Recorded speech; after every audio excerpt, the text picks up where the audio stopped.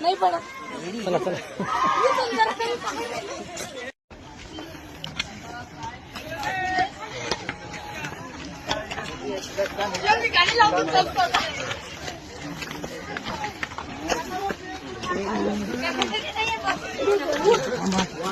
तर मित्रांनो, हा जो किल्ला आहे देवगिरी किल्ला, हा आज चढताना प्रत्येकाच्या हृदयाची ठोके अगदी धडधड करताना आपल्याला जाणवतात आणि प्रत्येकाला वाटतं की आता होणार आलाय.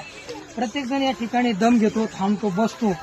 परंतु त्या पूर्वीच्या काळामध्ये या सैनिकांनी आणि त्या राजांनी या किल्ल्यावरती राज्य करताना दररोजची किती धावपळ असेल त्यांची आणि किती कष्ट असतील. हा किल्ला अभेद्य ठेवण्यासाठी त्या सैनिकांची धावपळ, त्या राजांची धडपड आणि हा सगळा पसारा आपण आज जर पाहिला तर आजची पिढी केवळ नुसता किल्ला पाहण्यासाठी वर येते आणि किल्ला पाहताना सुद्धा त्यांना त्या ठिकाणी बसावं लागतं, दम लागतो.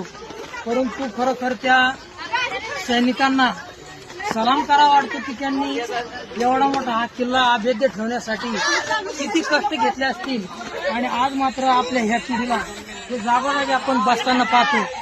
आज त्यांची परिस्थिती आणि त्या काळातील त्या शूरवीरांची परिस्थिती खरोखर जमीन आसमानचा फरक आपल्याला जाणवतो. म्हणून मित्रांनो, आपली जी कार्यक्षमता आहे ती वाढली पाहिजे, कमी व्हायला नकोय. कारण त्या काळामध्ये तंत्रज्ञान नव्हतं, परंतु आजच्या काळात जरी तंत्रज्ञान असलं परंतु त्या काळातील जे शूर जवान होते, जे माणसं होते, ते खरोखर अगदी पोलादी तुकडा होते.